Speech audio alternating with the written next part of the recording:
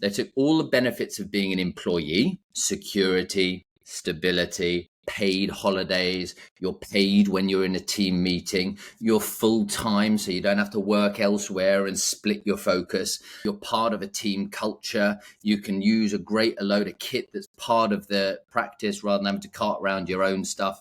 There's so many benefits to being an employee, but a lot of people don't like the employee because it's a flat salary and they like the freedom maybe or the ability to earn more. So here's the second bit they did. They took all the best bits of being an associate, which is essentially the more you bill, the more you earn.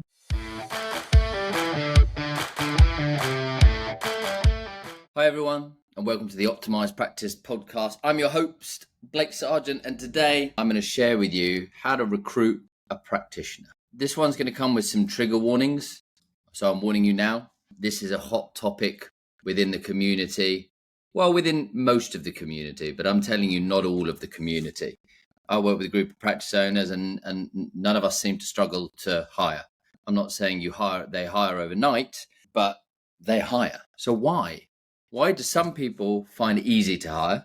And some people, I said there'll be trigger warnings, people have a big pity party complaining about the state of the industry and how they can never recruit. It's a strange one to me. So I'm going to try and unpack that for you and give you some actionable steps that you can take to increase your chances of recruiting. But the first thing you're going to need to do is change your story. Because like I say, if I told you there is a group of practice owners that never struggles to hire, then we've got to start getting rid of our excuses. I'm going to tell you a story first. Imagine there are two fishermen. They're by the lake and one fisherman puts a little worm on the end of the hook, in it goes, and then leaves the rod. And then actually sees over there a group of people and goes, well, I've put my rod in the water now. I'm trying to catch a fish. Oh, but there's people over there. I'm going to go and chat with them.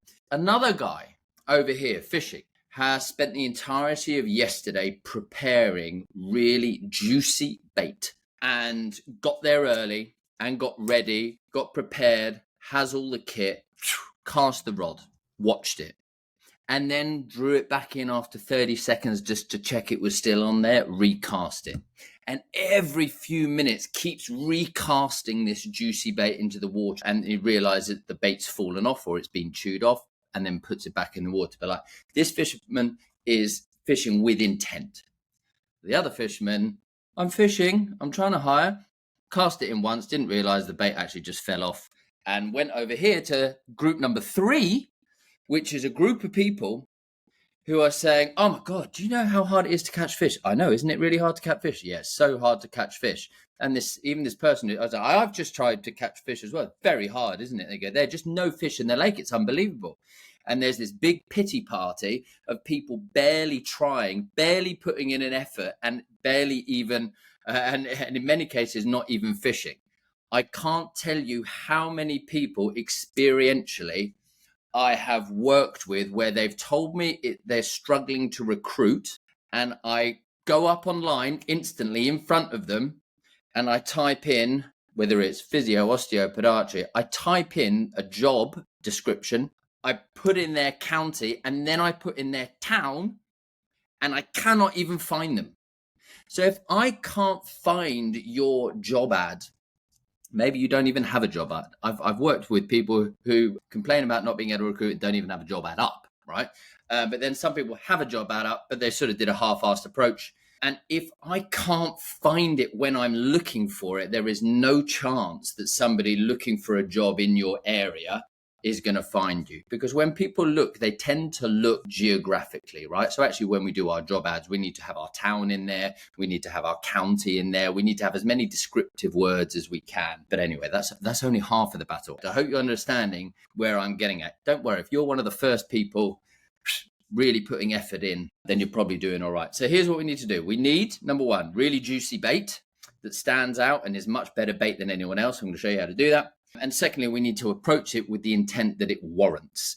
If you were to hire a CEO for a bank, or whatever it is, then there would be months worth of headhunting.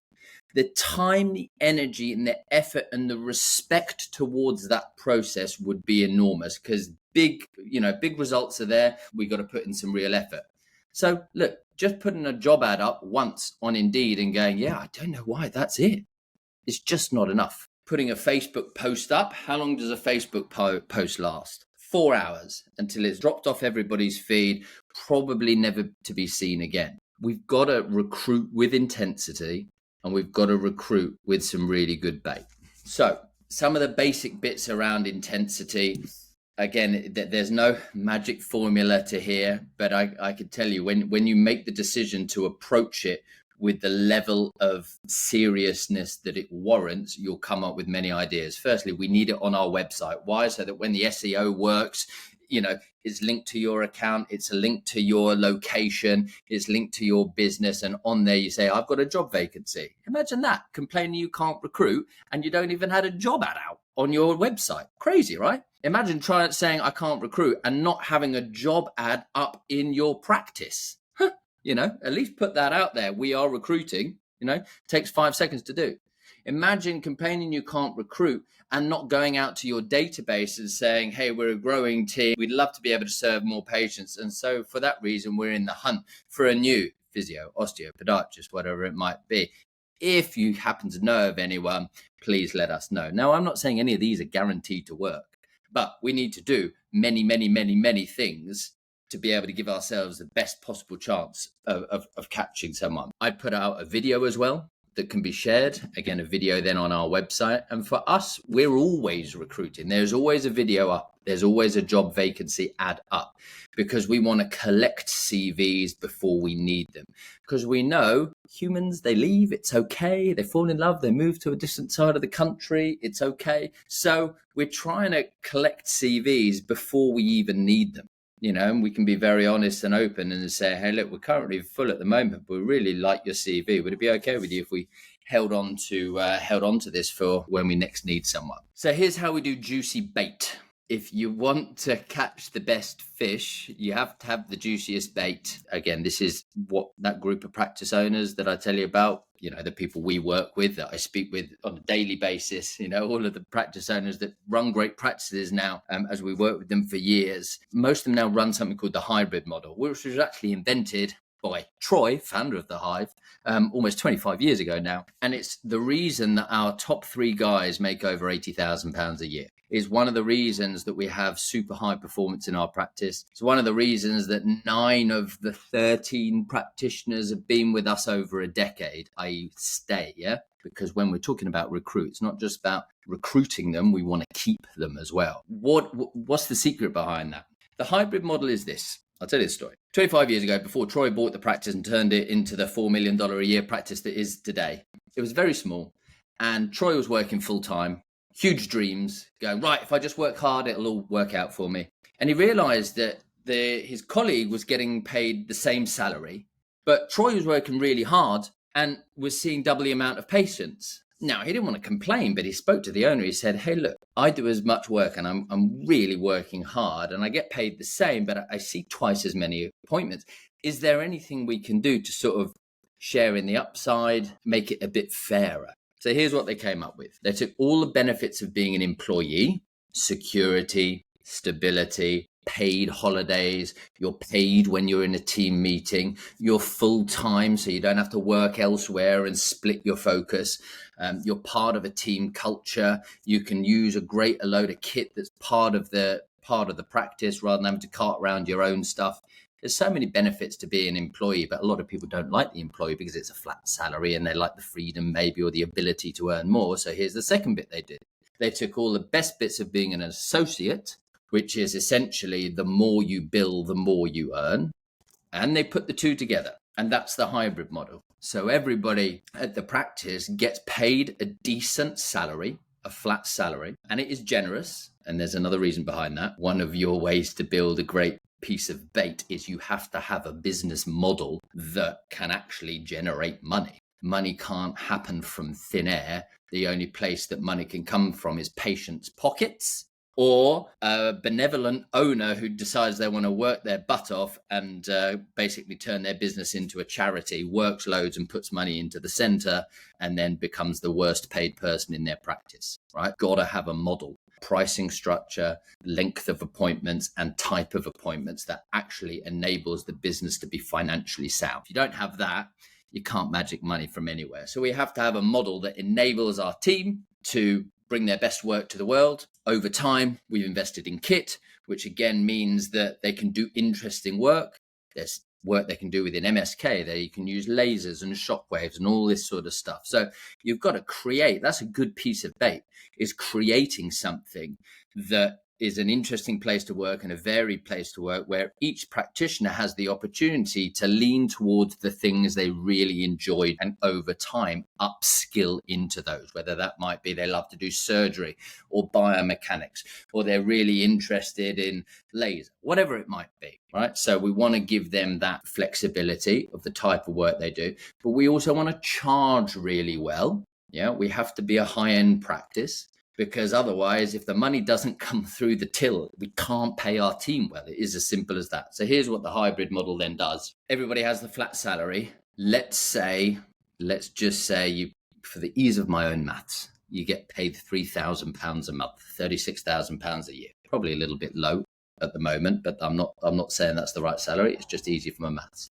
Now, for the first 6 months or so, I'm not really going to bill enough to warrant any sort of bonus, or we call it wage adjustment. We don't want it to be seen as a bonus. We pay it monthly, so we just adjust the wage every single month.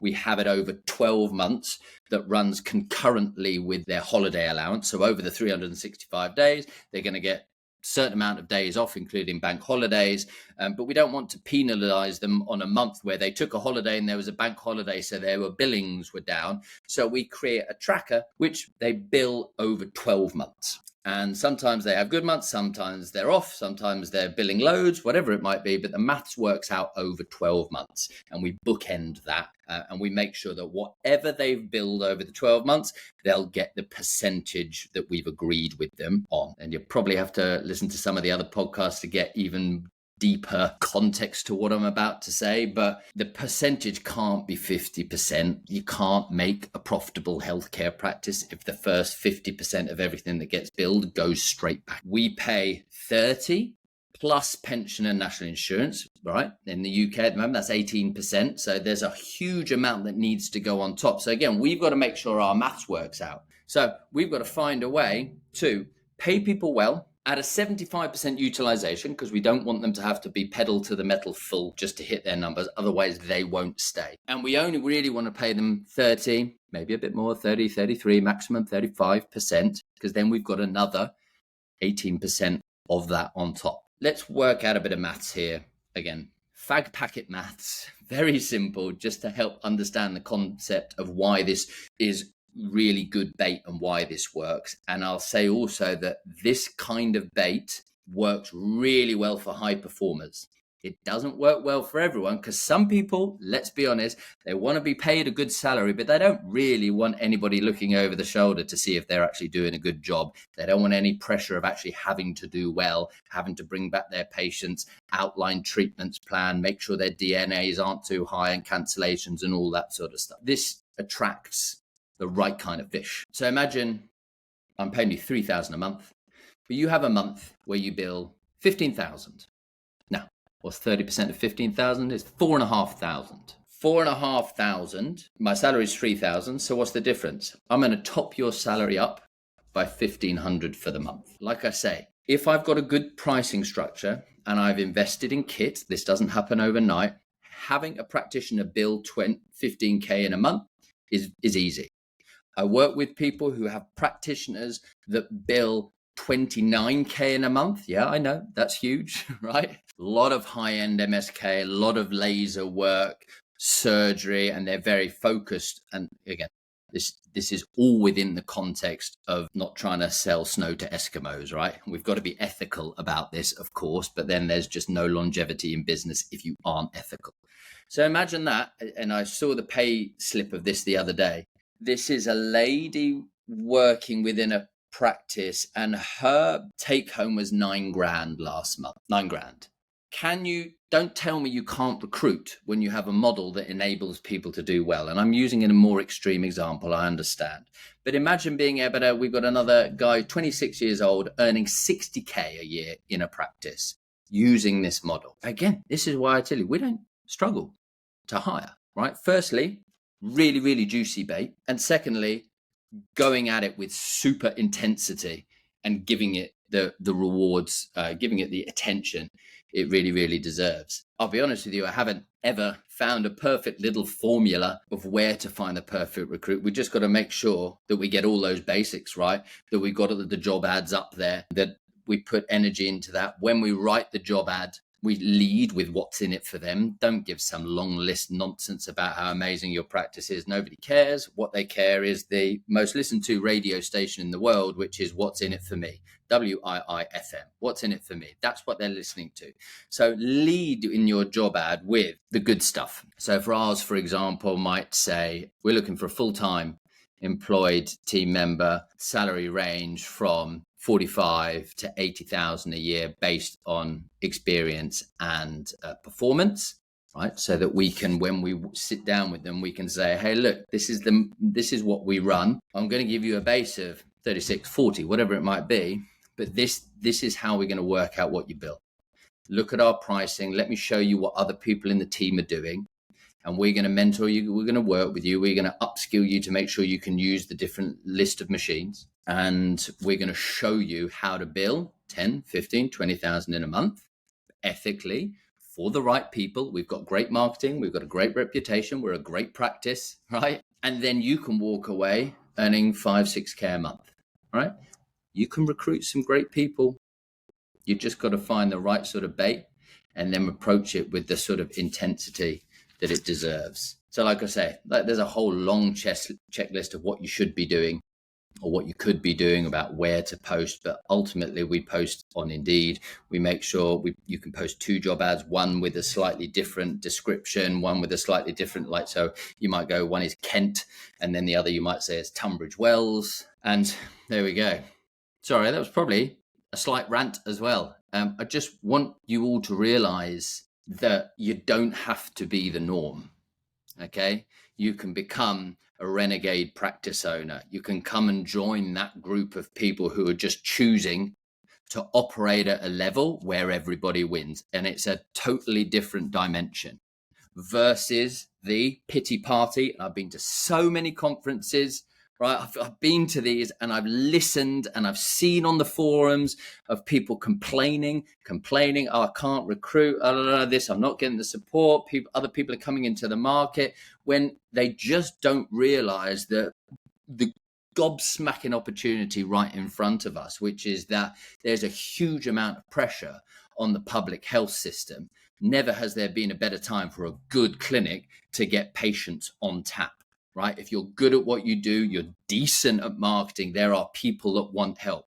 And that's up to like surgery and MSK and loads of different types of treatment. So you shift your mindset and stop complaining and stop being one of the group that seem to moan about everything. I'm telling you, there's a whole different level of people. I'd like to say they're all the people we work with as well who've just gone, no.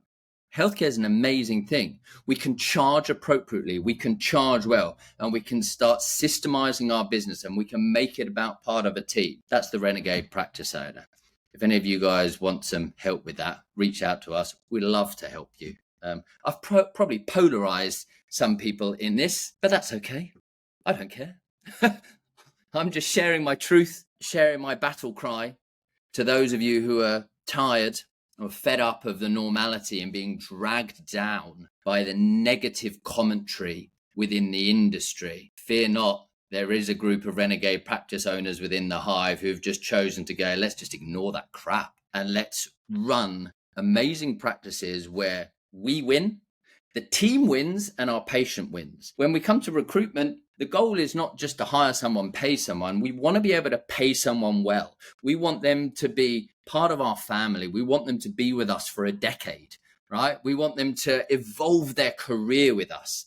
And we want to be able to pay them really, really well. Their entire life, their life of their family and their extended family is just of a much better quality than so many other people out there with these boring ads. We go, here, get paid this flat fee. I'll pay some CBD for you. We'll put a bean bag in and there's a tennis table. No, none of that. Anyway, my friends, that's all for this episode of the Optimised Practice Podcast.